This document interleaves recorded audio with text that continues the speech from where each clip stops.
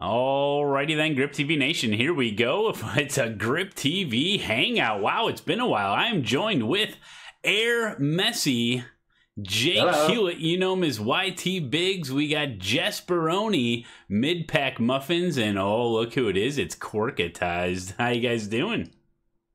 Fantastic. All right. So here we are. We're gonna chit-chat, and we're gonna be taking your guys' questions here in the chat.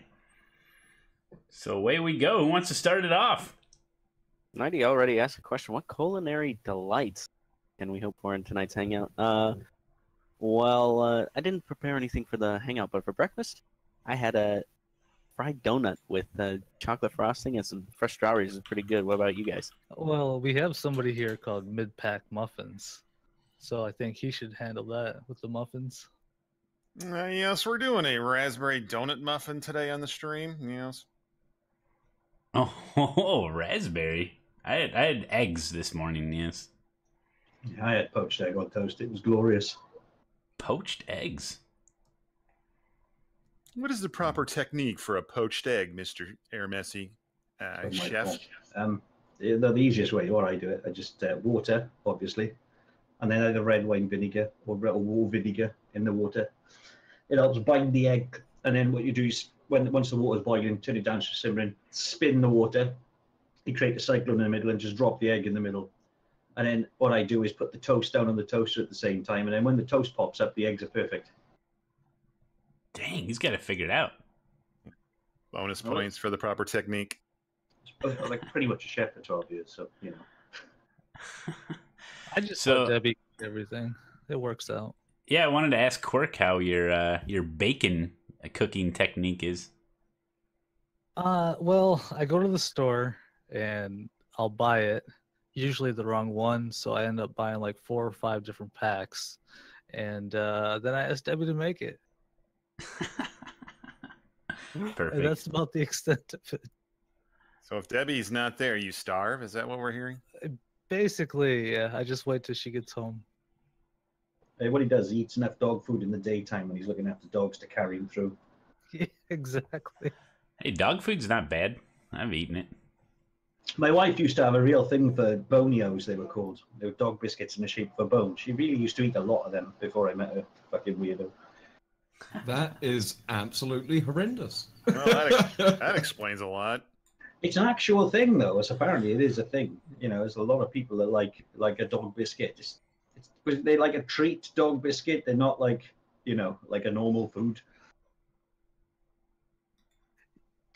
Yes. Yes, So, MJ Smith, 84. You'll see me in a different car at Road America. yes. Are you guys talking about iRacing? Oh, I think so. Yes, iRacing.com simulator. It's like a browser based game or something.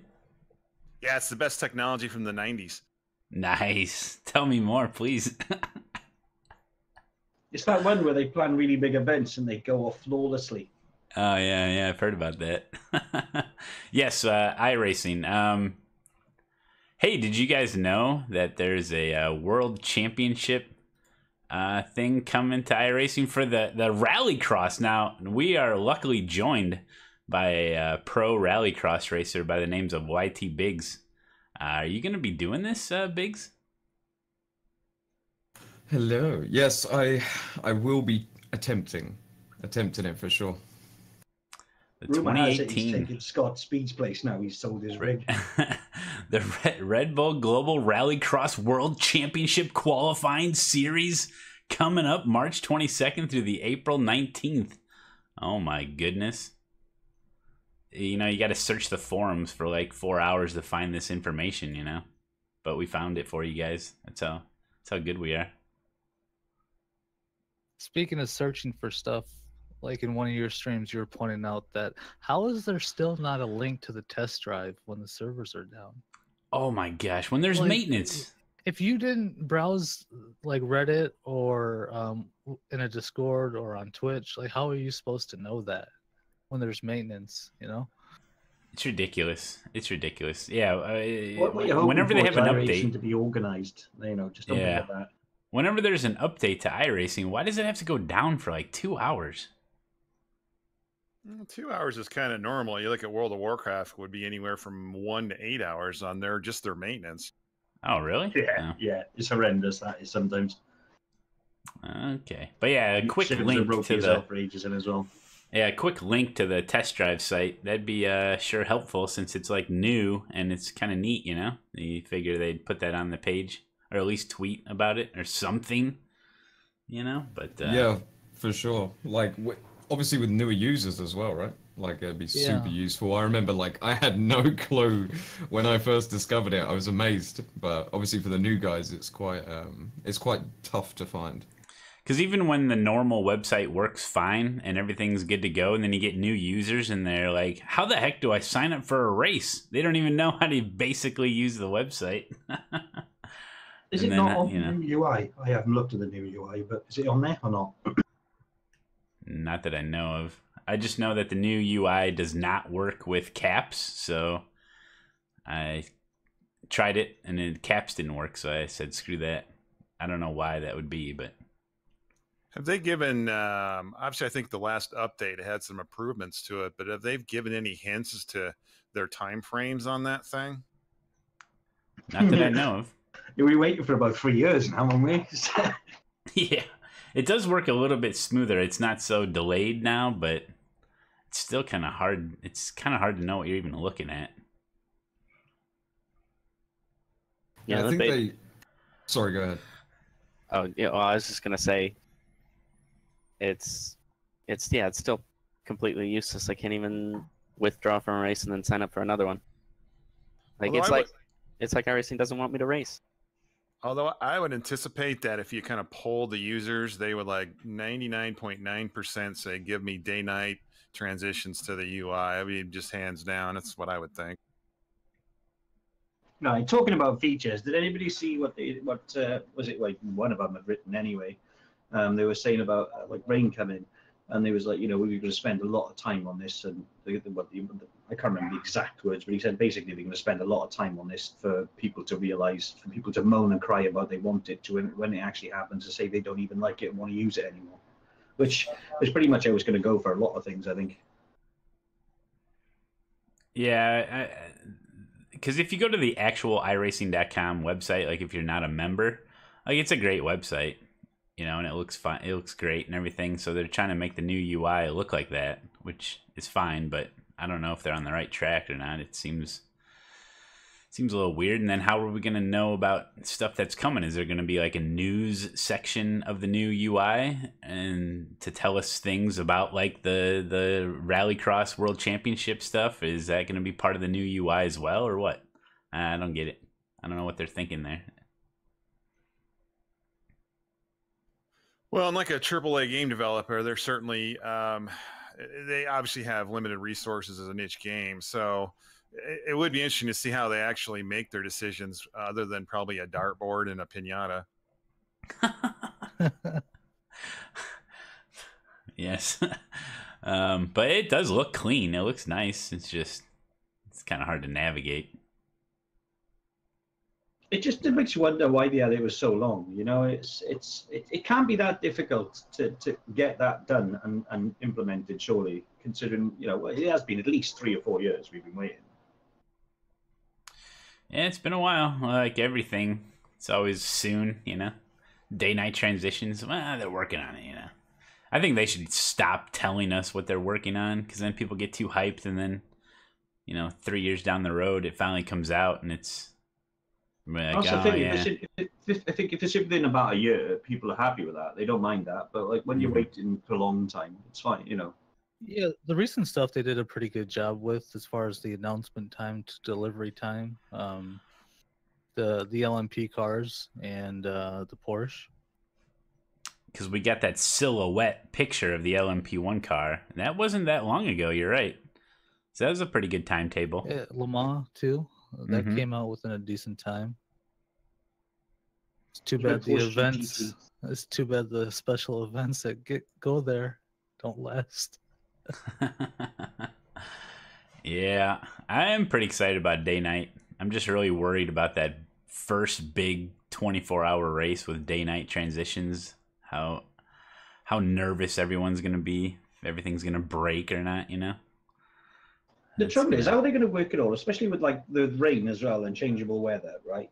So what are they going to do? Are they going to keep these things just for endurance events, and then it's going to be like randomized, or is it going to be like a case of you can join a GT3 race, one race, and it's shedding it down with rain, and then you can go in the next one and it's going to be dark and bone dry. So I wonder how they're going to implement it. I think as long as it stays in like endurance races, I think it'll be fine. But just you imagine joining a session as your one race a week and it's absolutely shedding it down with rain? It'd be miserable, wouldn't it? Yeah, it would seem to make sense that if you did it during the endurance series and you had the race scheduled for a time like, dusk kind of a thing, that would be the only thing that makes sense. Your 45-minute races or whatever, it's not going to be relevant. What if they speed it up? Like in a 45-minute race, it's daytime, but then it like quickly moves. It's like sped up time, and then it's dark by the time you're done with it. Well, maybe if they integrate it to like when it's late afternoon weather, they could do that maybe. Because like other games like Minecraft or whatever, where there's a day-night cycle, it's like happens really fast, like every 15, 20, 30 minutes. It's cycling through. Maybe they'll do that during like week 13, try to test it out. I don't know.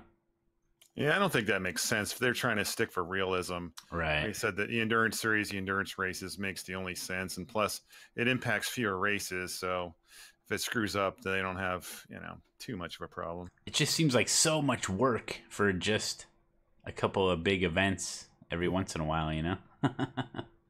It'd actually be really cool if because they're mostly GMT based at the times, and on the website. So if they just kept it as GMT times, so like basically I drive all of mine in the evening, and then you Americans would be driving in the dark. That'd be perfect. I'd love that. I'll go real time, yeah. Well, you don't think they couldn't code it to the location of the track, like Daytona and Sebring and Le Mans? Yeah, that'd be cool, and have like relative weather. I know R Factor did that. Where but that would be sensible, wouldn't it? Yeah, you got like a race in Florida, and it would take the actual weather in Florida, and that's what it'd be in the race at that time, like pretty dang close, That'd be sweet. The thing is, it wouldn't be that difficult to do. All they have to do is poll a local weather thing, or even like a worldwide weather place, and they'd be able to pick up everything that they need. Yeah, I'd like to race in a hurricane. I don't know about you. Oh, yeah, that's the thought. What would you do if it's snowing and stuff? It'd just be really cold. Put on the snow tires. Same time then, if it was nighttime like in Florida, then nobody would probably race, Well, you can't do the rain stuff until they have multiple tire compounds, right? Yeah, that's true. You'd think that would have to come first, the compounds. It's going to be a hell of a lot of work. They can't It sounds like a lot of work. It is without compounds. Yeah, it's not that much work. It's just numbers. Yeah, it would, numbers. Yeah, it would be just let's say you've got a series with 3 tire compounds, which is basically like IndyCar, I think, with red, white, and black, or white, red, and black, and it's just you would just shift the numbers as far as grip and wear, I would think. Yeah. Yeah, but like they got some like stupidly, ridiculously complex algorithm that they're working on for all that nonsense, and I don't think they understand it properly. So I have no idea if they're going to even what. Just as Jasper Gromwicki said, compounds are meant to be coming soon, aren't they? Because I think didn't they tease something for like the Formula One or something like that. But yeah, I don't hold up much hope for it being brilliantly executed. Well, they did do a post actually when they were doing some tire stuff. They did a huge post about it, and it goes into a hell of a lot of detail, and there's so much information there that would sort of give you a look as to how much time really does go into it, and how much it's not a case of just sliding some values, if that makes sense. Which I can appreciate. But it must be crazy to try and deal with. I think I saw that post, and it was like literally in another language. Yeah, it was. It was so even like the layman's terms he was trying to use made it really complex. So I think that's why it's going to be a nightmare, and that's why I say they don't even realize what's happening with them at the moment, because like Maserati was saying, he was a big oval guy. He said he just had enough, because in order to be as quick as all the rest of the people, you have to use like ridiculous cambers that they'd never even think about using in real life because it would murder the tires. And in order to, you know, if you do this with the cambers, you're like 2 seconds quicker a lap. Well, and putting my future vision goggles on, let's say they do get like at least rain and even the tire compounds in there. Can you imagine a world where we have wet tracks and people making offline passes into corners with wet tracks? Nobody will have anything above a D license. Pretty much GT3 now, isn't it? So Yeah. the GT3 how it is already. Oh no! I mean, Well- I'm not really excited to drive in the rain. That doesn't sound exciting. What about the AI when they introduce that? I'm looking forward to the Iberian AI difficulty. I hope they put that in. That's like a difficulty That'll be setting. 110%, Iberian. wouldn't it? The AI is going to take over. You know, so I'm a noob on that because of, you know, the issues in my life as far as the AI. I've only seen a couple things. I think I tried to look in the forums. What exactly is going on with this AI? I can't believe they're even thinking about that. What is that? I think they're trying to appeal to a larger audience, whereas every other racing game, you can do some kind of single player. And iRacing, there's just nothing except hot lapping offline. And pretty much any other racing game, you can have some kind of a career or single player experience where you can maybe learn some kind of racecraft instead of just jumping into a multiplayer race. I think they're trying to, you know, appeal to some of those players. So they're trying to do some kind of an arcade mode then? Well, no, I wouldn't say it's arcade. Just because you enter AI into the equation doesn't. I wouldn't say it's arcade. The AI might not be amazing, but I believe everything's going to be the same. They're just, you know, adding in AI. This Well, came up. Yeah. Well, I This think came. Go What, ahead. yeah, what I guess what I'm kind of getting at is the vision, or do they explain anything like it's like you're going to have two choices. You're going to have multiplayer online, or you're going to have AI, and there's no blending. They were intentionally vague about it when they said, I think, because they don't 100% know what they want to do yet, I guess. Oh, so you're asking, like, let's say you sign up for a race and there's 10 people, but it's a max grid of like 40. Would they add AI to fill out the grid? I wouldn't think so. Oh, yeah, no. I don't think they're going to do that. I don't think that would be received very favorably. You know, actually, that's something as a community. If there's kind of no blending and screw that up, then that's actually something that would be extremely positive, in my opinion, for iRacing, because if they bring in more revenue, hopefully if they're competent, they use that revenue to kind of build out the game completely. Mm-hmm. Hey, do you know what, man? For some of the ones that like very rarely go official, I wouldn't mind it being a thing. You know, How like would- the AI taking up a grid. How would The you amount know of times if you they're don't AI or necessarily- not? Yeah, well, you wouldn't, would you? But like the amount of times you you want to race something and you're like, oh, you can't. It's not going official. There's no point. Right. I see what you're saying. Yeah, like if it's a radical race, say there's like 3 people signed up, then the rest of the field, until it's made official, will be AI. So then I think that might actually encourage more people to join if it's going to be guaranteed that it's official. Like it might, like if it's filled up by AI, it would impact your IR and SR less, but that could help Dead Series particularly. Yeah, that's a maybe if the good- IR was, let's say there's 3 people that sign up for the race, then they enter in 3 AI cars to make it official, but your IR would still only go off of the 3 other human Yeah. players. Yeah. The human players, ooh. Yeah. And then safety rating would be at 100%, or would it still be? Would it be considered an unofficial race, or? Well, I think like there would be like a pseudo official race that Okay. would count for half. Well, you could still have safety rating and I rating, but like maybe no championship points. Sure. Yeah, Yeah, that's yeah. true. So Whippy Whip said something interesting. He said nobody in their right mind would buy iRacing for AI races at current prices, which is I would agree with. I think so as well. But maybe potentially there could be like another package or something. But I think essentially what that is supposed to do is to just sort of encourage people to, you know, practice. Like for a lot of people, it is daunting to just jump into a race. You know, like especially newer guys or saying somebody's never run a car before, or they're not comfortable with, you know, like the spatial awareness of the car. All of that can be done through the AI once they implement it. So I think it's going to have some. I think it's certainly really useful, but I would agree with what Whippy said there for sure. Well, kind of a crossover here. This question for Jess Brony and others, I might be able to answer this. So, like, take a game like CS:GO, where I think that if you don't fill out a team, you get a bot. Are those games that you have bots? Are those solely casual, or those can they also be like rated? Yeah, they can be ranked games, and then like usually like you would tell the bot, "I'll stay in spawn," and then when you die, you take control of the bot. But that's like completely different. But it is official, though. Yeah.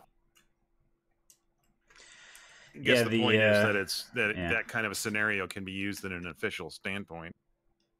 Right. Or boy, that'd be something, wouldn't it? Racing with like 3 other people and then 5 or 6 other AI. Ooh. I think what you are saying there is good, but I believe at some point they did state it would be completely separate.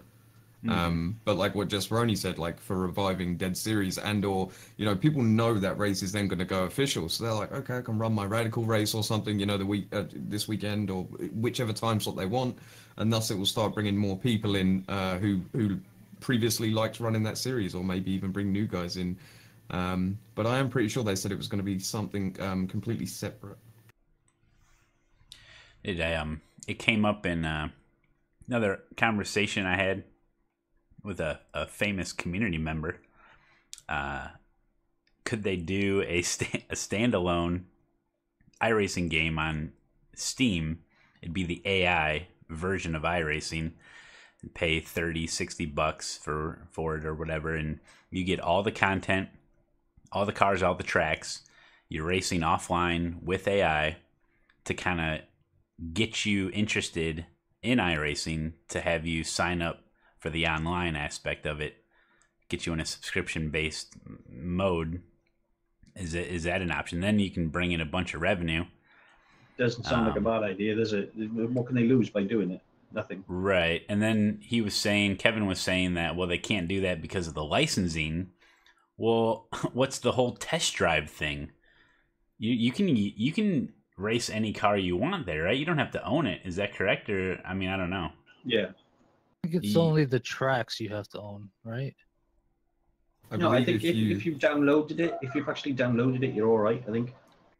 So in test drive, iRacing test drive, you can practice whatever car on any track that you want, even if you don't own it. But well, you can't download tracks and buy it, right? You can download all the content without having to buy it. Huh.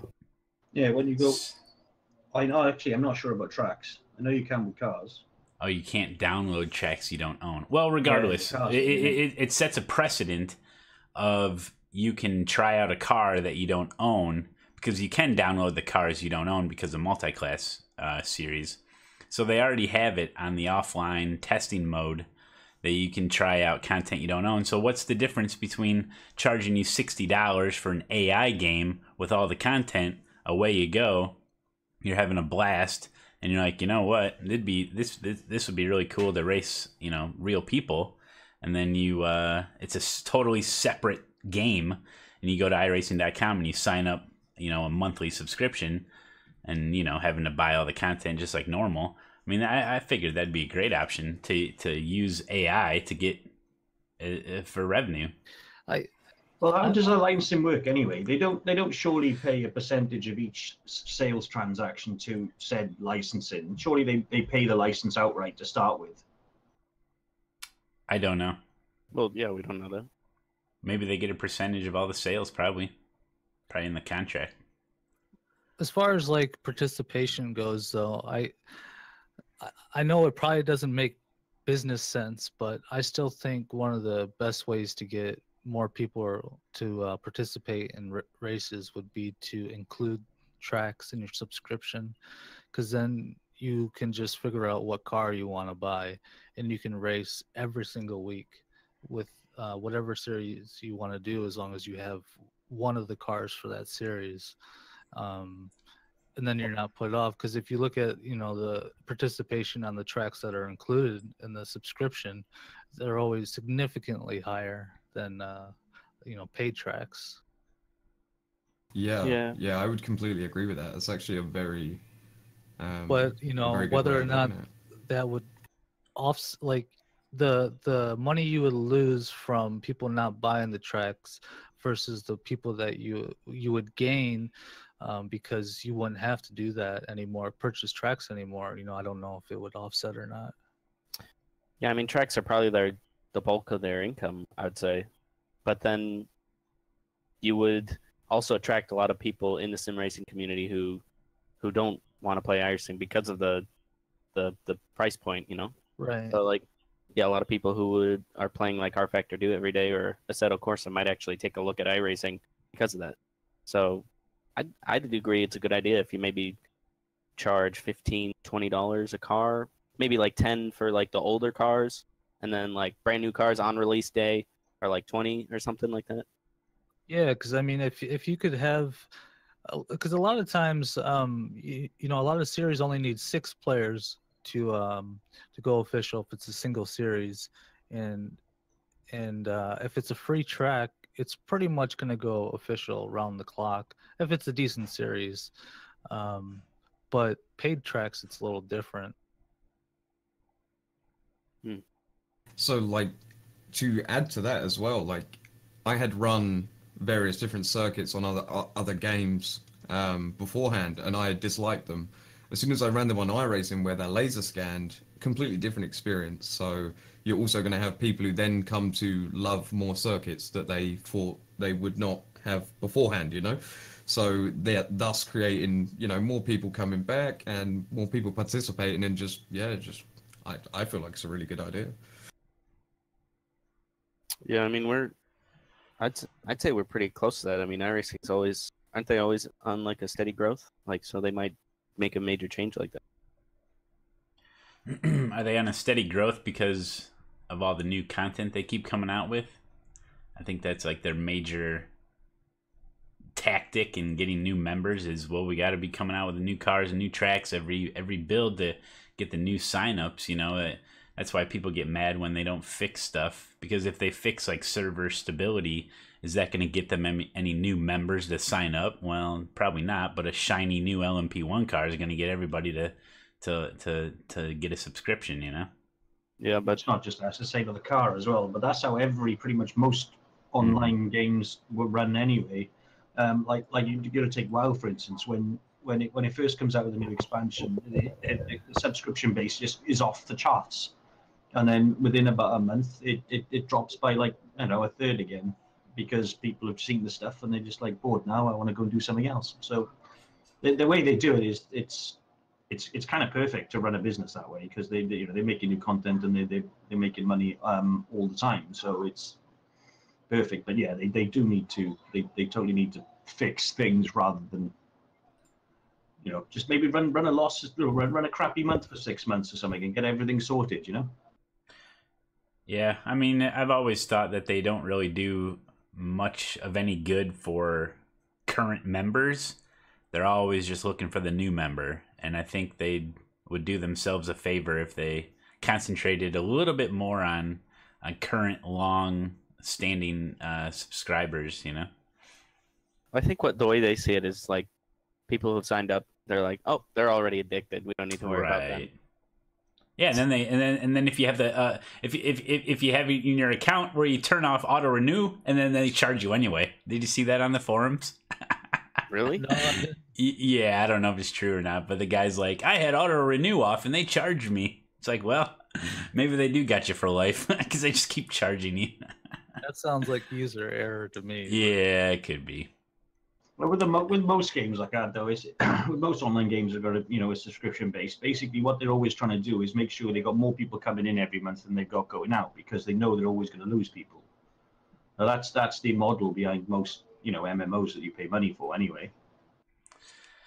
Yeah, Hans says, yeah, members have invested $9,000, so they know they'll be back. They're not going to turn away from that. Spend $600 on one car, I tell you. Yep. Yeah, that's the thing about it. You know, you invest a lot of money into iRacing, and you don't want to just give it up. So. What did Tony used to say about the rough? He used to say he used to spend like $400. That's what Tony said. On it. He's like, I paid $600 for a car, and then you take away the brakes. Oh man, but I don't know. It's a business. They gotta be always bringing in X amount of new members every month or whatever to kind of keep it solvent. So I think half the problem with me though is the excuses every time. You know, it's like they couldn't do God knows how many things before because they were running on like DirectX 9 and they needed to rebuild and recode everything. So that's why it was sort of stagnant in the sense of making things better for a long time. They finally get that done, and now we're having all these trouble with all the endurance races. It's just like it's not a new thing, you know. There's only so many times you can bang your head against the wall and the same crap happens, and before you've got to say, look, you know, well, you're taking the piss. You're not doing anything about it. Word of mouth spreads pretty fast too. You know, these big special events, people talk about it, you know, and the word gets around. It's very discouraging for me. Like I've been racing quite a bit now for the last 2 years, and I've done a lot of the endurance races, and with the exception of BES, which are just 3 hours, all the other special events, I can't remember one without an issue related to the game or the server. It was the last Glen race. I was going to be racing with Ben Warren. Well, I did it with Alan McCain first, and the setup we had, it just felt really ropey. So Ben gave up his race on a Saturday so somebody else could race, so he could race with me on a Sunday, because that was the only time that said person could race. So he thought he'd give up his seat, thinking, you know, he'd be able to race on a Sunday with me. So we went and did it. We spent most of the night messing about with the setup, getting it feeling just right. Come to the day then, and then every single, well, there was like about 8 splits or something. Two of them you couldn't even get into. Nobody could even get into, and one of them was mine. And it was like all that time, poor Ben, you know, give up, and then he thinks about, right, he's getting looking forward to it, and then bang, couldn't even get into a race. Yeah. Yeah, it is pretty amazing that they've got this multi-year history of knowing the trends and the data on the server loads, and they can't seem to address it. And it's always something else. It's always a different problem. Oh, we fixed it this time. Oh, okay. Well, what's it going to be next time, you know? Yeah, it's not like there's anything not new happening. Are they not using like Amazon servers in the back end? I have no idea. Yeah, they are. Honestly, the last time I remember having a good endurance race was when they didn't have Amazon servers. Like the first endurance race I did, Spa 24, in like 2015, it went without a hitch. I can't remember one that went well after that. I mean, the Sebring 12 hour was fine for me at least. But yeah. Yeah, initially I thought it a lot to do. If you look at like the main NASCARs, like the Daytona 500 is pretty big, and you would assume that initially it was the offload of the website. Excuse me, the offload of the website to the servers, and this time there was a lot of disconnects going on. So it seems like there definitely is, some different issues going on. Certainly in this last race. I just feel bad for guys that take days off of work and practice for weeks, and then they can't even register for the race. Yeah, it's the worst. And then they delete the evidence. They actually delete they delete the event from the history like it never happened. I wish they'd do that to some of my Mazda races. Oh, you guys are supposed to laugh. Crickets. Yes. Wah, wah, wah. Oh man. So yeah, what about I seen somebody talking about Assetto Corsa. What about the Assetto Corsa competition game coming out? You guys gonna try it? Yep. Yeah, of course. Definitely. Yeah, that's it's actually one of the few different sims that I'm actually like, I'm gonna give it a go, you know? See what it's all about. If they're just concentrating on one series, I mean, they can't screw it up, right? Yeah, I don't need another service to be slow in, so I'm gonna check out. It I looks pretty much play so... any. Well, the only sim racing game I haven't played is probably Live for Speed and R Factor. They're the only two I haven't touched. I get everything else. Like I quite enjoyed Project Cars 2. You know, it is like a simcade, but it's quite quirky and quite fun. Them old escorts are epic fun, really good fun. The rallycross Are escorts. you talking about cars or? Project Cars 2? Yeah.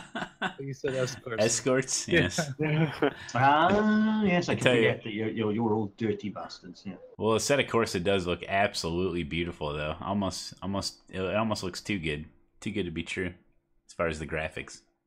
I tell you what, where the Rift's concerned, Project Cars 2 absolutely nailed it. It's by far the best one in VR that I've touched at all. It's amazing. They've done so well with it.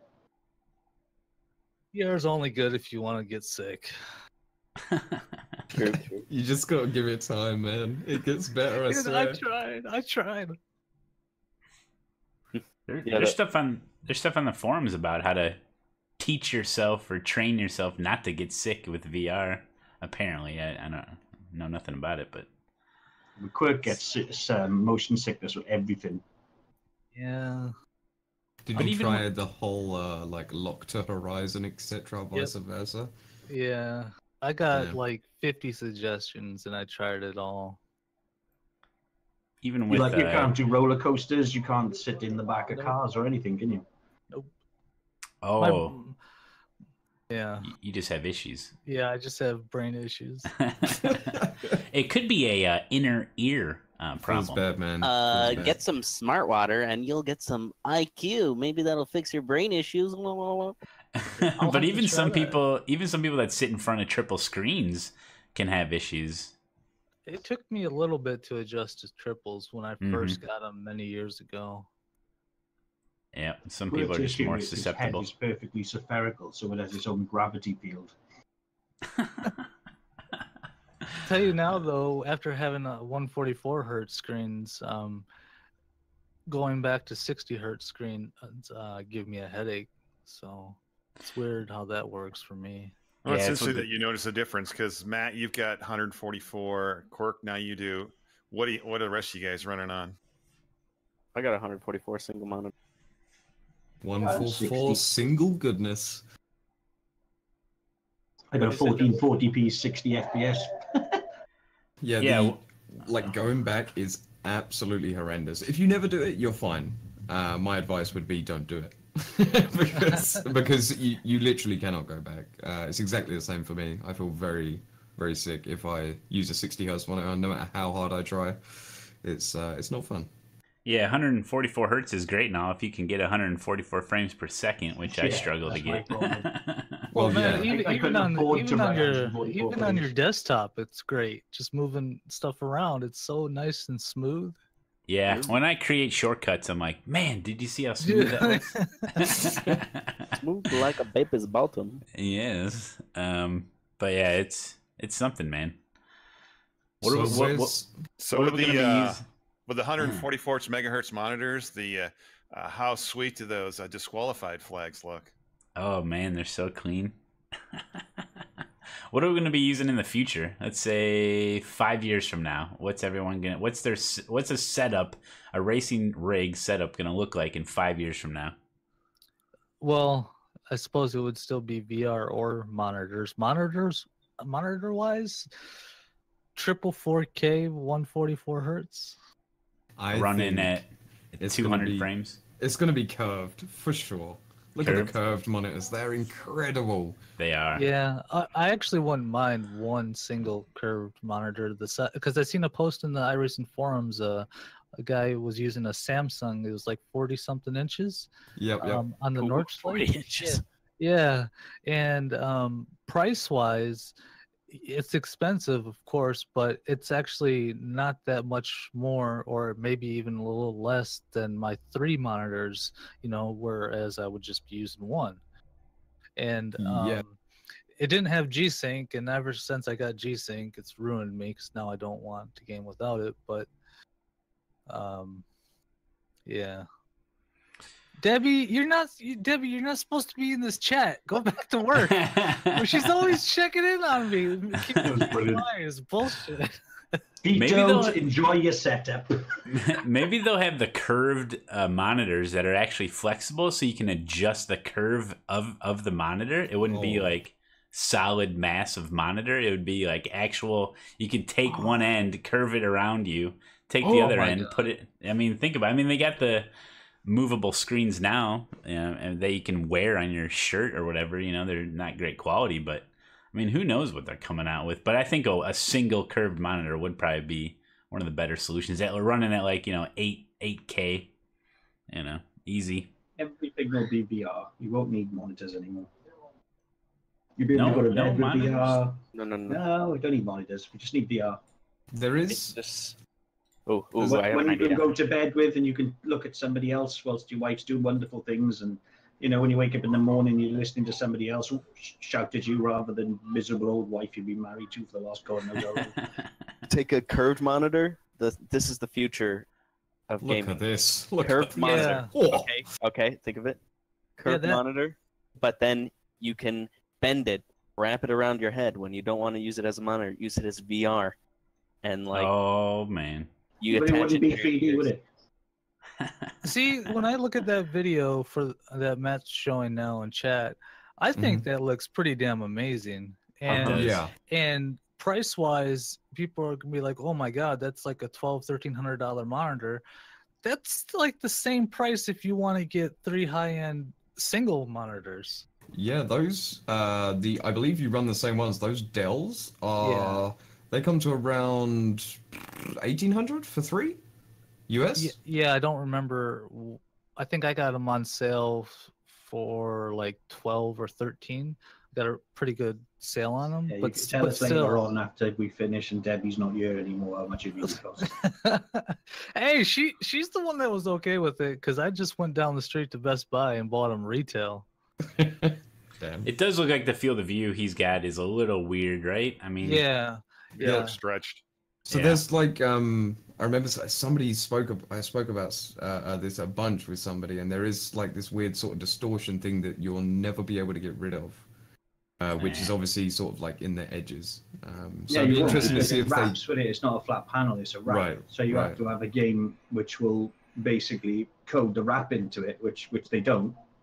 Right. So it's like it's almost like the multi-projection thing. You need some kind of option where you could set it that at so far out the screen will curve 18 degrees or whatever. Oh, hey Matt, can we play some Oregon Trail on stream? No. Hey, those are my bookmarks. Oh, okay. What about I saw Linus Tech Tips about those really short throw projectors where you literally just put the projector on your desk and it'll shine up. It only needs a couple inches from the wall and it'll shoot a projector up there. Are projectors a thing? Is that ever going to be a thing? I always thought that the projectors always sucked because you had to have no lights on for it to even show up. But some of the ones are pretty dang good now. I never saw those catching on, but any one that I've seen that looked good was just crazy expensive. Right. Yeah. That's true. You're talking like like the F1 simulators have that sort of thing. Yeah. Where they have 3 of them, don't you? Huge. Yeah, they put the projector. I think they put a video on the side of their building on that video. Yeah, I saw that. Yep. And they were playing whatever on there. Yeah. Yep. So when is the Subaru coming? Subaru? We're getting Subaru. What? Oh my god, you guys are living in the dark. Oh, tell us more, Jake. Who do you know that's got a beta tester account? No, this isn't top secret stuff or anything. They confirmed Scooby-Doo for Rally X. More rally content. Ruh-roh. When they did a post, they said something about Subaru, I believe. Unless I'm like completely mistaken and now I look and sound like an idiot. You just I think I might have heard something 400 about it. people hard and now. I vaguely remember Just a prank, guys. Just a prank. You're giving chat blue balls, Jake. I want to know when the post GT3 is coming. If iRacing could bring out some real rally, oh my god, I would be in love. I don't think you'd be allowed to compete though, because it would just be an unfair advantage, I feel. No, there'd be plenty of people kicking my Paul butt. Gamble will come in there and smash him. It'll be fine. Boy, that'd be a tough go, because I mean, you're looking at all new tracks that have to go on location to get laser scanned. I mean, with the Rallycross now, it's using current, tracks and just adding dirt. So, but If maybe iRacing someday. did real rally though, oh my god, it would be amazing to go through a forest at 60 miles an hour sideways. A laser scanned forest. You Yeah, imagine? just in the Wales It'd be forest, cover everybody incredible. else. You can even see the little squirrels jumping from branch to branch. Oh, Jasper confirms the Subaru. It's coming this year, and it's already in production. There you go. If they do Wales, it could be laser scanned sheep. So is the GRC content getting used a ton in iRacing? I mean, there's not much of it. It was crazy popular the first day. These days, I don't know. I don't do it. I mean, they already admitted a mistake on the on the sprint cars, for example, with too much content. So I'm just not sure on that GRC if that really has a big audience that they're going to.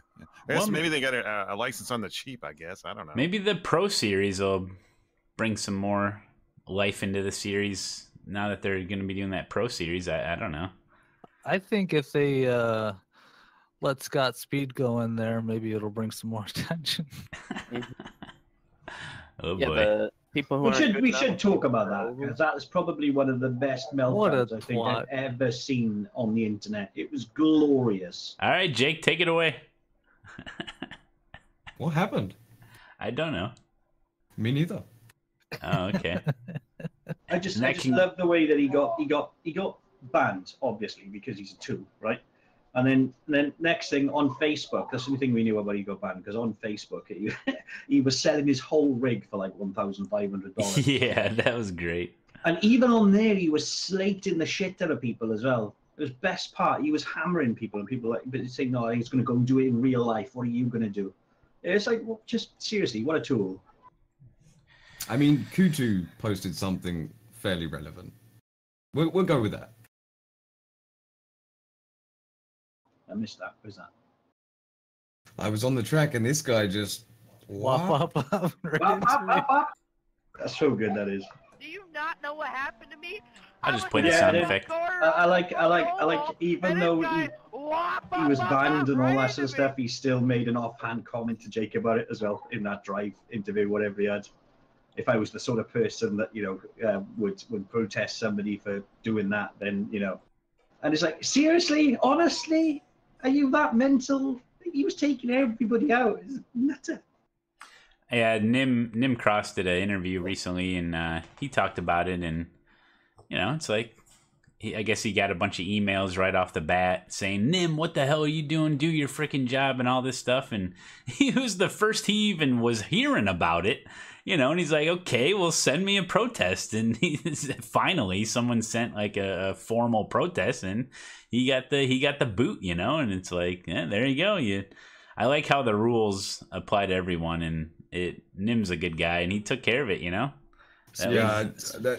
went above and beyond for sure. I mean, we was in, we had, some discussions and whatnot, and because obviously it was quite serious, and I'm not sort of the ones that normally say or do anything. Hence the reason I don't really talk about it, because to be honest, I felt sorry for him when I saw the meltdown on Facebook, and Sure. I was like, that's really bad, like especially in his line of work. So I didn't want to deal any more damage to him, so that's why I didn't do any interviews or anything in regards to it, and have not really spoken about it, to be honest.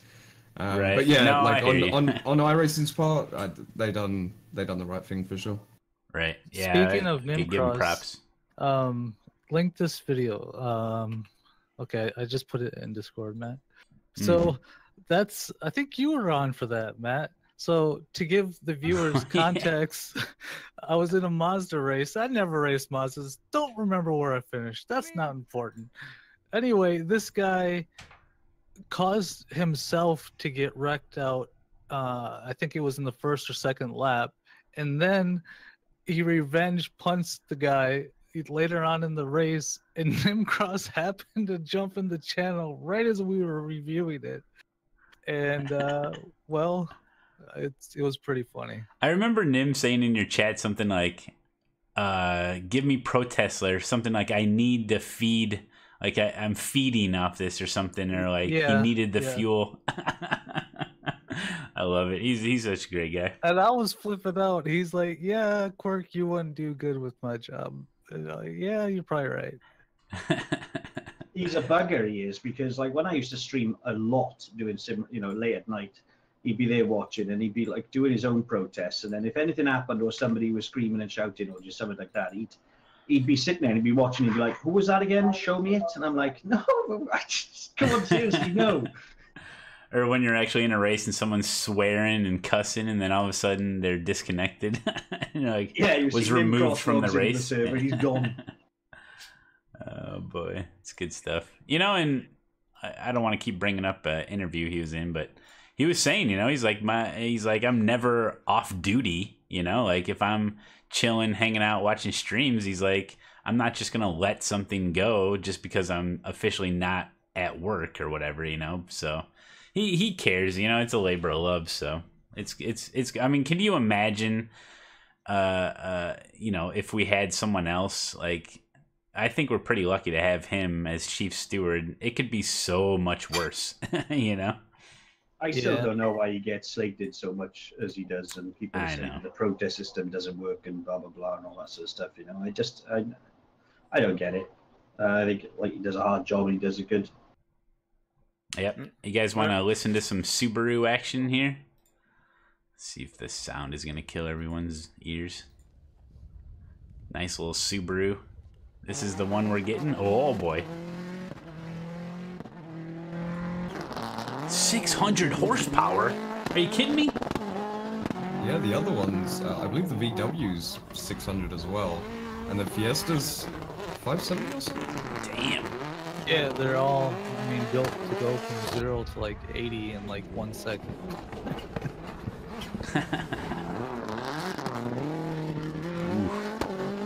Hey man, I say add more GRC content. I mean, that's the only way that it's gonna uphold participation. I want the classic cars. I honestly, I was so in love with the Escorts 1600s Mark 1s or 2s, whatever they are, from Project Cars. It's incredible. Give me old ones. The old cars with rear-wheel drive are just amazing amounts of fun around rallycross. The 70s cars and dirt rally were great. The Escort Mark II, I think it was. Yeah. Oh, and the Lancia. Yeah. Can you imagine somebody trying to drive a 037 oh my God. in iRacing? Oh my God. That's the Iberian car of choice. Oh, here's a going sideways across the jump every time. There's a poignant question from Seneghost. Is more cars good for iRacing? As long as they're in more different cars in different classes, no. New cars that will be able to fit into existing series, I think, is good. Yes. Yeah. I would agree. Yeah, unless you can come out with 3 or 4 cars all at once and have their own series for it, but that... It depends what they do, though, because like if they bring stuff out for a dead series, then everybody's just going to drive that one car anyway, so it'll be a single thingy series. Yeah. Like, what if they came out with a new car and they put it in the Camel GT? It's like, well, no one's racing it anyway. Yeah, say it'll be popular again until they put Lime Rock Park and other shit all back to back again. It'll just destroy the series. Yeah. Well, that's the thing that I wonder with some of these series is let's take that Camel GT series, and as racers, you're competitive, you're wanting some kind of a payout, you're after something. So if iRacing kind of said, hey, we're paying out in the top 3 in each division or something like that, actual credits or something like that, or drop loot boxes or something, and do something to incentivize, one series every season or something like that to give people something to shoot for. Yeah, they're doing that with Lotus 79 and GT1 right now. Yep, every season it changes. So last season it was Mustangs, I know. this season, the Lotus 79 and some dirt thing. But that's a great idea. You got to give it to them. Hey, you want people to race a dead series? Just offer them a chance to win money. I still am praying for World Touring Cars. Ooh, I don't know. I mean, like, I can't say British touring cars because it's not British fair. touring cars. No, we can't do that. We can't be that selfish. But Mondeo's Cavaliers. Oh, yes. Oh, don't. Moist. I'm moist. I was watching the Cavaliers and M3s race the other day, and I was just like, oh man, just awesome. Very good time.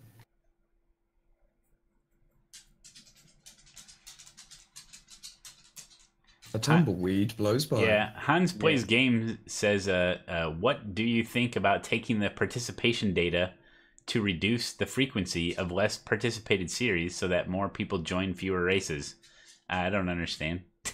Like have basically less time saying dead time slots, take them away. Yeah. Oh. Yeah, have like one for Australian, one American, one European, or like 2 or 3 different ones for each, rather than every other hour. Well, you know, that's not time slots away. The Australians have nothing to race because nothing goes right. Goes official. But if you figure with some series, like not counting this season with the Lotus 79, the Lotus 79 usually has like 4 big races per week. Well, why don't you just get with the community, pick out 4, 5, 6 different time slots? That way people aren't confused and people are like, oh, I'd love to race the Lotus 79, but every time I go to sign up, there's no one signed up. He's like, when the heck do they race these things? You know, and if it was only 4 or 5 time slots available, and then when those time slots came up, they saw that people were signing up, be like, oh, well, it'd give more incentive. People would understand more what the heck to do. I think it would also people help upset as well. Go on. If I think it would help if you could sign up earlier than 30 minutes, like maybe an hour or something. So then, yes, because when I get on, you know, I want to practice a little bit first. If it's like my first race of the day or something, so I can sign up an hour beforehand, do like 30 minutes of practice. You can't really sign up 30 minutes beforehand and then do 20 minutes of practice if it's your first race of the week. Like that's just that just doesn't work. That's very true. Just the convenience would help a lot more. The perfect thing that they need to do, I talked about this before, but they need to make an app so you can sign up for races on your phone. So when you're sitting on the toilet and you're thinking about signing up for that race and you're not sure if you're going to make the race or not, but you could really use that extra 3 minutes of practice, you know, for time on the toilet instead, you could just sign up on your phone. It would, oh my God, it would be amazing. Confirm. Cork takes his toilet or phone to the toilet. Confirmed. There is a guy that made a app for your phone that lets you go through and look at all the series and look at all the times and all that, but you can't physically sign up.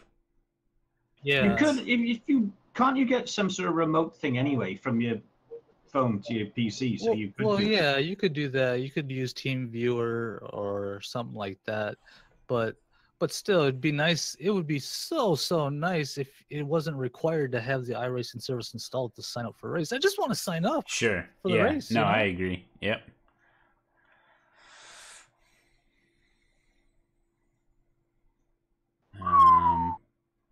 What's the love taxi saying? Hey, Matt, GripTV in chat. I have to go take an advanced petrolology test so I can graduate and find all the oil so we can race in the future. Well, thank you for that. Yes. It's good. It's Twitch chat for you. Water. We were talking yesterday about, is a gallon of fuel weigh less or more than a gallon of water? And then we started talking about tension rates or something. Because I think it was decided that gasoline weighs less than water. Yeah, it does, because it floats on the top of water, doesn't it? Yeah, but that came up. But it's like, what weighs more, a ton of bricks or a ton of fellers? It's still a ton. It's just more fellers, you know. It's the surface area. It's the density of it. The density, yes, because gravity doesn't exist. Flat Earth. People say, you know, muscle weighs more than fat, but it's the density. Muscles are more dense. Surface tension, Viral Bunny says, yeah, the reason gasoline floats on water is because of surface tension, not because it weighs less. But I'm not a scientist. Yeah, gallon is not a measurement of weight. Right. Yeah. Yeah. Right. Yeah. It's so. This is Yeah, a if Mensa it's- meeting. Yes. If it's lighter than water, it still should float. Right. It's going to be the same. It's going to be the same, isn't it? Because each one is like, it's like a liter of Coke and a liter of water, basically. Because when I touch gasoline, it feels very light. Hey, you know how you know when you're getting fuel at the gas station and like you put the pump in and then there's like that little lever you can put down where it automatically will pump your gas, for you, and then you can stand there, do whatever, and then there's the when it's full, it clicks off, right? Right.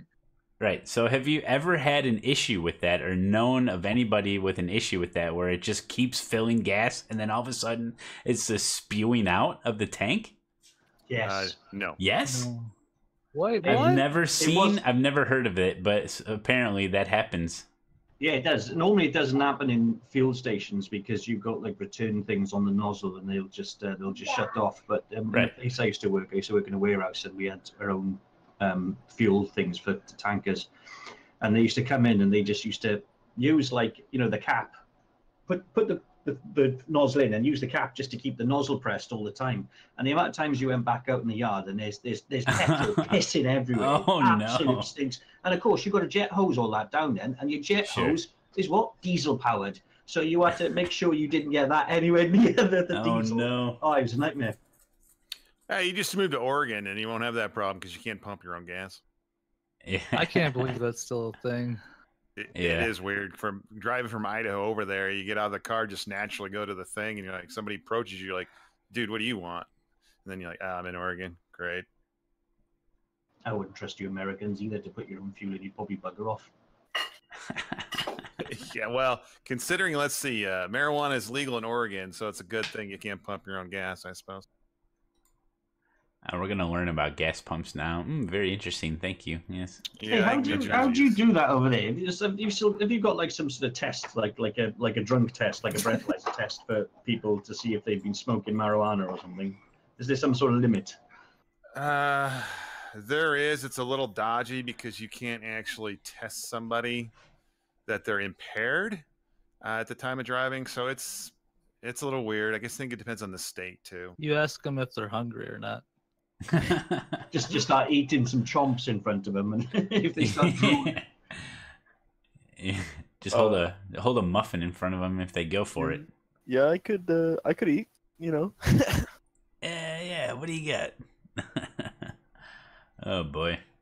How long have we been going for? 1 hour? That's it? That's it? What? What the heck? What the heck? So who's gonna do the Jake, are you gonna do the championship rallycross thing? Are you gonna enter the qualification? Yes, sir. I certainly You plan are? to. Yeah. Are you gonna stream it? I'm having like crazy performance issues, but maybe. I don't know. Oh. Like, so what's interesting is people. I don't know. I feel like sometimes, like, although it's getting better, I feel like the gaps are too big sometimes in Rally X, right? But then when you get a really good race and you're all running super clean, you can get a little bit of light rubbing, not tapping and pushing, but just some light rubbing and whatnot. Like, it's fantastic to watch. It's so good. But I think with the gaps being larger, maybe it's not as appealing for people to watch. Mm-hmm. So, how does the championship thing work? I know it's snake splits. Do you know how the whole format is going to be broken down?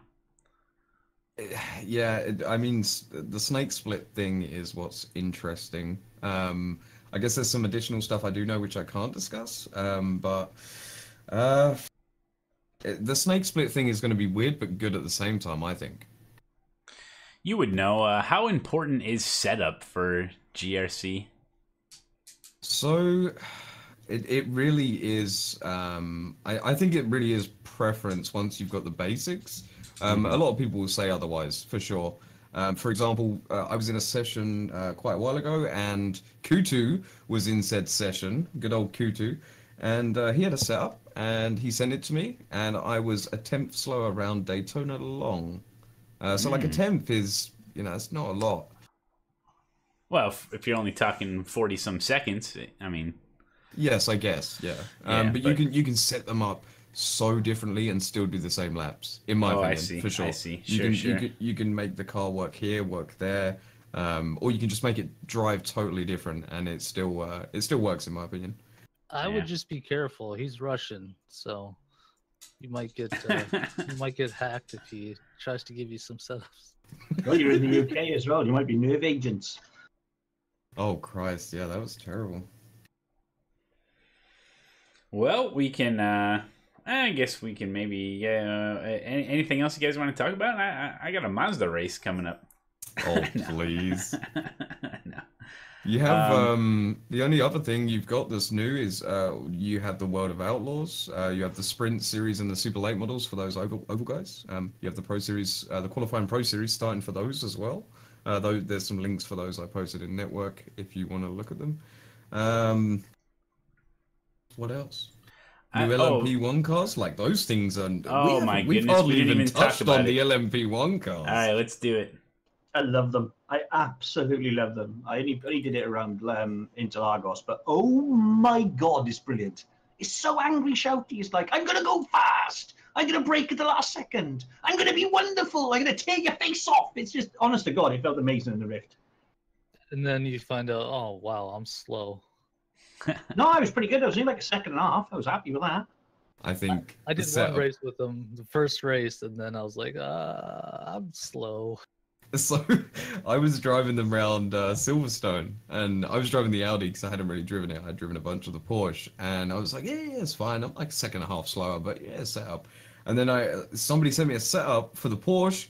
Oh boy, like 2 seconds faster a lap. Like I think setup's going to be important in those for sure, depending on the circuit. Like you could, so like if you were to run high downforce for the Porsche and the Audi at Silverstone, for example, the Porsche setup suited it way better, and it was already quicker. But I think you'll find that will change circuit to circuit. Maybe the Audi will be better, and I think once you get into the setup stuff, those things can be even more incredible than they already are. The speed difference between those cars and like the GTE cars is crazy. I remember watching Quirk run around at Coda, and there's a GTE car, and I know the GTE cars are extremely fast, and then you just whoop right by him. Yeah, unbelievable. It's like they're standing still. Yeah, it's crazy. I did not expect that. People noob cannoning cars in them LMP1 cars is crazy. This it's worse. It's more of a noob cannon than the HPD used to be. Right. So, what do you guys prefer, and why, of the two? Women, because I'm heterosexual. Okay. So, of the two LMP1 cars recently added to iRacing, John, which do you prefer? I only bought the Porsche. I didn't buy the Audi because I'm cheap. I think I like the Audi. For whatever reason, the rumbling of the diesel. I don't think anybody else really likes it, but I do. I guess this is going back to that same issue we had earlier with you getting nauseous. I like the Porsche because the cockpit's on the left side. Feel more natural. I like the Audi because you can see more. Yeah, the visibility is a little bit better in the Audi. Yeah, I bought the with the left-hand drive, but the visibility is so bad. I'm like, yeah, I already don't hit enough apexes. I don't need to not hit more. So you guys running a static wheel then with that because it's so in the way when you're turning? I noticed you did that, Quirk. Yeah, so I like to have the driver arms on. It's nothing for me, but I think for a viewer, it's kind of nice to see it. So it doesn't look like it's a static image just going around a circuit. It brings it a little more to life. But for those cars, I have to turn it off. I can't see anything at all. Yeah, I mean the visibility is already bad, and now when you're turning, you lose anything that you did have. I was surprised by that. The thing about VR is that you tend to look through the wheel anyway, so you don't even notice it. It sort of pops in, it goes away. Yeah. But like the visibility in the Porsche is excellent in VR. I'll be honest. I've tried it like other sims before now without the VR, and I've never liked an LMP1 car because I didn't like the view and it always felt claustrophobic. But in iRacing with the VR, amazing. You can see so much. It's fantastic. How did you find it with the triples? Because, for you, Quirk, sorry, I didn't notice how much you could see if you look left and right, but obviously there is a ton of carbon fiber on the A-pillars, I guess, where there's just like unused space where you can't see anything other than carbon fiber. Like, can you actually see out your side ones or no? It's very, very restrictive, even with triples. But it's definitely nice to have the triples for tracks like Coda, especially in the LMP cars. Oh yeah, for sure. For sure. Just like Coda in general, those the fourth to last corner, that's a nightmare on a single. Let's be honest here, with them bringing out LMP1 at Coda, I mean, they only did that to get some sales for people to buy Coda. Because why would you bring out like one of the most looked forward to set of cars in a long time and release it on one of the least popular tracks? I tell you what, I bet you Coda cost them more money to scan and get ready for the sim than any other track, and I bet they didn't sell nearly as many Codas as they were hoping for. I hear all the time about how, because I live right by Coda, or not too far, like how just like little series like Chump Cars and just other small racing series around the U.S., when they come to Coda, it's like 20 times or something ridiculous. It's way more than what other tracks cost, like Sebring or VIR or Laguna Seca or something. And they're like, oh shit, we don't want, like, they get a lot less people racing as well because they have to increase their entry fees as well because Coda charges so much more. So yeah, so that's definitely probably true. They think they're hot shit because whatever Herman Tilke designed the thing. So is all that the coloring on the track, is that just regular paint on asphalt? I think so. Man, that must be expensive. Well, a lot of the green is AstroTurf, isn't it? Because if you drive around Kota and you put rubber on the AstroTurf, you get fined a monstrous amount of money. Really? Really? Yeah, they're really, really pissy about it. I can't remember where I read it or I read a documentary or something, but they were saying, yeah, it's the worst track in the world for what they'll fine you for. And they slam you hard as well. Yeah. What about that new track coming to Las Vegas? It's going to be longer than the Nürburgring. Some rich guy's building it. Yeah, I heard about this. Do tell. Yeah, now I'm going to have to try to find it. Yeah, I don't know. Maybe somebody in chat knows about it, but it's going to be in Vegas somewhere. And it's literally going to be longer. It's going to be longer than the Nürburgring. Oh, if it's in Vegas, I'm American, and I can make the longest track again. And you know what? It's going to be another flat. shithole again. It's going to be flat if it's in Vegas, unless there's a lot of digging and whatnot. It'll need a training, bro. Like, my first thought was like, a really long track, but then like super flat. It's going to be kind of, I guess it wouldn't be dull, but still, just a super flat track that's longer than the Nürburgring doesn't sound too appealing. Somebody sent me a link and it started playing music. Hold on. Here we go. World's longest track soon to be in Vegas. Let's see. Not Germany. Okay, yep, there it is. We're looking at a picture of it. It probably takes up less acreage than the Nürburgring, it looks like. It's just all intertwined and stuff. Looks like there's going to be a boatload of different configurations, that's for sure. But yeah, it looks flat. Can I be the first to say that looks nowhere near longer than Nürburgring? Right. Yeah. It's like, just super windy. Close. Yeah. We can call this one the Vegas shit life thing, can we? There you go. Yes, all it is, even though it doesn't take up that much real estate, what they're going to do is make one track out of that massive piece of spaghetti. They're going to have you come off as well halfway around. Yeah, could you just quickly run around the go-kart circuit we have on the edge as well, please? Okay, 15... now come back on. One more lap there. We got to be longer than the Nürburgring. We got to be longer. Just one more lap. Come on. 15-mile racetrack. It's 1.9 miles longer than the Nordschleife. There you go. Yeah, I mean, the picture could be a little deceiving with the scale. Yeah. They've been up in the air. probably quite high to take that picture. Right. I mean, you It's can see almost some of as the if they just dropped billboards. a bit of But I don't spaghetti see- on a plate and then said, "That's it." I don't see any elevation changes though. No, I don't either. It's Nevada. It's the desert. There isn't going to be any.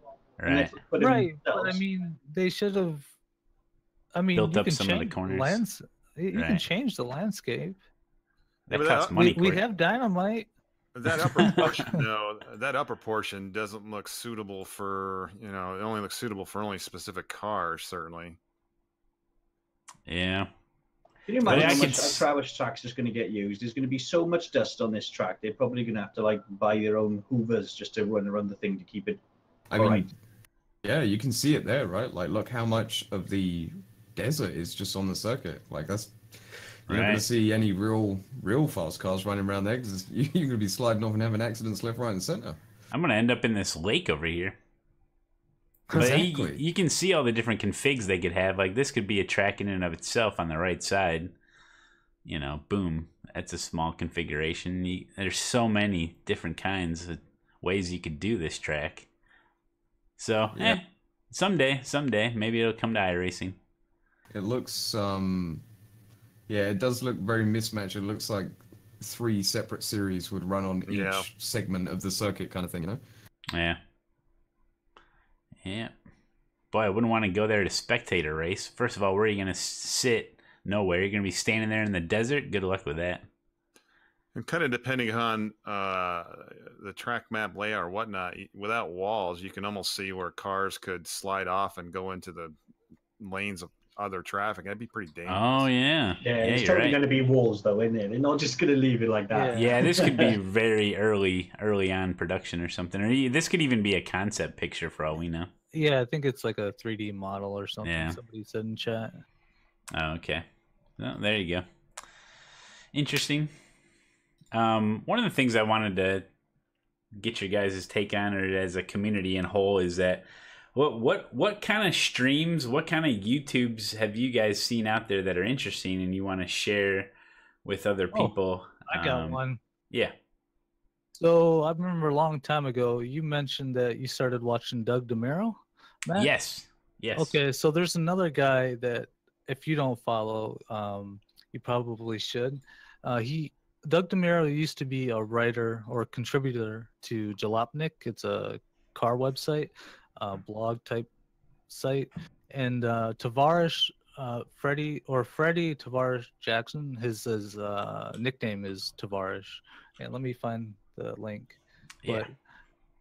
But he's quite entertaining and just a regular guy that's trying to fix up some of his cars and do projects and stuff. So if you like Doug DeMuro, you'll probably like him. Okay. This is, if this is what I think it is, this is fantastic, and I've been watching it so much. Like, I'm waiting for the next one to come, you know? Like, what's he doing next? One of the streams I wanted to bring up was Robert's Mania is doing insane stuff on his stream where he streams in VR, but most of the screen is taken up by actually a spectator view of him. Actually, I guess he signs up using another account, so he's signing up for a race like twice, really. But if you guys haven't seen Robert's Mania, it's something that is completely different than what anybody else is doing on Twitch, that's for sure. Yeah, it's super impressive. That is. Yeah, I would agree with that. I do like Robert's layout, and it had me going somewhere. I was like, how's he got a chase cam going? Watching him whilst he's like what? But yeah, no, it's He's got that much money. He's got a second account with all the content. Yeah, so somebody else just mentioned it in chat. That would probably be in regards to a YouTube channel. That would be a good look. Is similar to Tavares, but maybe a little more custom opposed to fixing them up as well, like crash damage cars, etc. Auction cars and whatnot. But then modifying them quite heavily as well would be B is for build. That's pretty cool. B as is well. for build. Cool. Project Binky's been probably my favourite YouTube thing for cars. For the last, I don't know, 2 years probably. They got a Mini and a Toyota Sleeker GT4, and they're transplanting all the drive chain and the engine into the Mini. Absolutely brilliant. So good. The amount of fabrication and stuff they do is epic. Their attention to detail is incredible, and I saw one of their episodes where they actually timed like fabricating one of the parts because everybody was asking, "Why are you taking so long?" This, that, and the other. The only thing that sucks about it is they take so long to come out with an episode because of how long everything takes and the fact that they deem it as boring to film, essentially. But the ones they do upload every 3 months or something, isn't it? Yeah, the ones they do upload are great.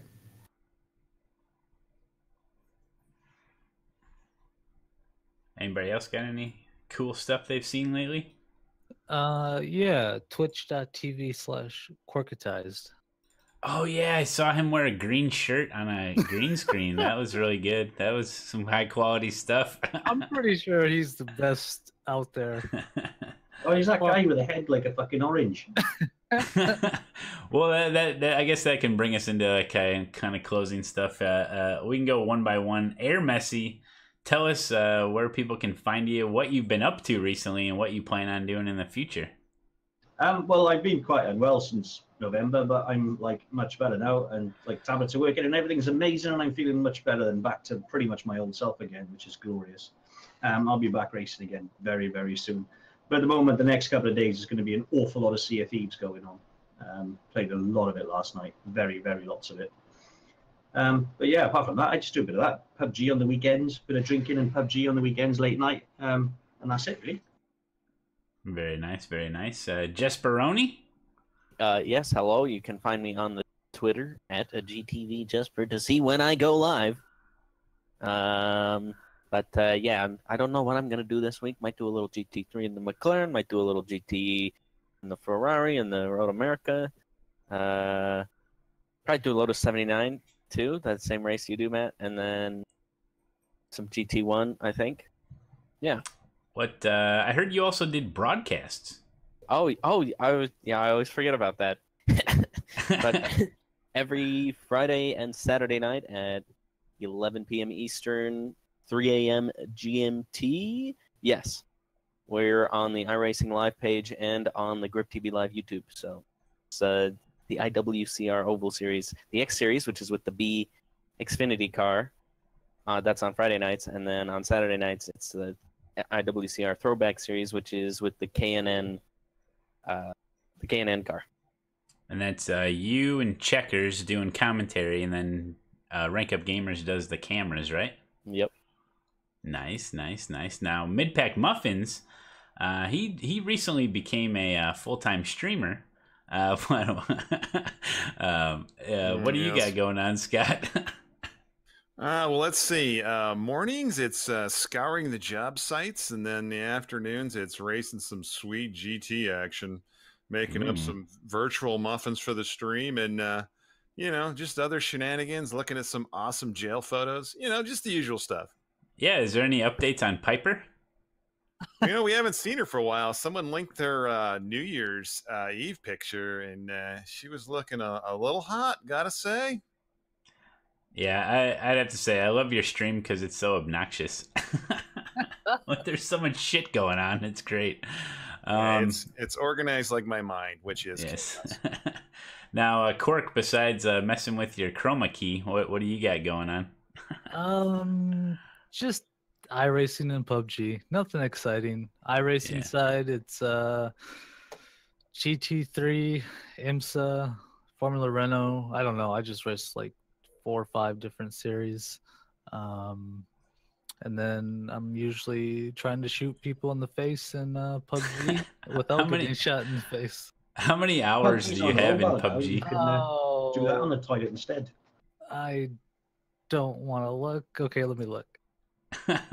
I heard that Will has 2,000 hours on PUBG. Oh my god, I have 1280. Oh, that's it. Yeah. Wow, that's more than me. You have 1280? 1280. Hey, I've been doing pretty good. I'm improving a little bit. There you I go. have like yeah. 900 without beta. But yeah, I'm pretty much do PUBG when iRacing's like dead at the middle of the night. Yeah. Cool. V8. And Biggs, big exciting stuff coming up. Yes, yes, lots of Pro Series stuff, lots of stressful Pro Series stuff, but super fun, like working with the team and working with the guys and just developing and learning. It's incredible, to be honest. Other than dealing with like a ankle injury, which is slowly leading into an additional ankle injury at the Oh moment. no, I was gonna ask which, about that. which you'll know about because you're my doc. So, however, I'll show the picture. I still can't believe that. I'll grab the picture for you in a second. But Yeah, other than that, just finally have an appointment on the 3rd of April to sort of get that underway. Hopefully get that all built up, and we're just pootering along, trying to do all the Pro Series, trying to compete in as much as we can, and trying to get back fit and healthy, and maybe some other stuff coming to the channel soon other than iRacing. Maybe. Oh really? But I mean, there's Any lots teasers? of no. 9. Shut you down. No, but I just really want to get back into doing a lot of iRacing, to be honest, and more streaming in general. Having the injury has caused a lot of time off, which is unfortunate. But yeah, just a bunch of Pro Series, bunch of normal races as well. Hopefully, once we're good enough and we can race long enough, and yeah, that's it. I'll grab that photo. Oh, and I got it. I'm showing it. I want the mobile. Which one do you have? Oh, there The we go. Dr. Matt Boom. Malone. I couldn't believe it, man. Absolutely, like the odds. I was chuckling for a very long time. Yeah, that is crazy. I even told the guy as well, and he was then super interested. Oh, iRacing, he goes, you know. Oh, okay. Oh, so what happens on here? And like, honestly, I was chatting to the guy for ages. He's a really nice guy. So That's great. There you go. That's Jake, our GripTV Pro professional. Myself, you know, I just race random shit, so hope you guys check it out. But all right, well, hey, there's a good GripTV Hangout. Trying to think of anything else that we missed or something, but not really. If you guys click on the GripTV link down below on the below the channel, it goes to the GripTV team page, and from there you can find all of us plus more. Not everyone was able to join us today, but I'd say it's a pretty good hangout, a pretty short notice. So you guys, the community out there, you guys, if you guys want more of this, I mean, I'd say this GripTV Hangout was backed by popular demand. So if you guys like it, this format of it, let us know. And we'll maybe do it again in the future. So yeah, thanks guys for joining. Thank you everybody for watching. That's about it. I guess we'll say goodbye. Goodbye. Goodbye. Bye-bye now. Okay, thanks. Goodbye. Bye. Goodbye. I love you. Thanks, bye. Okay. Bye-bye.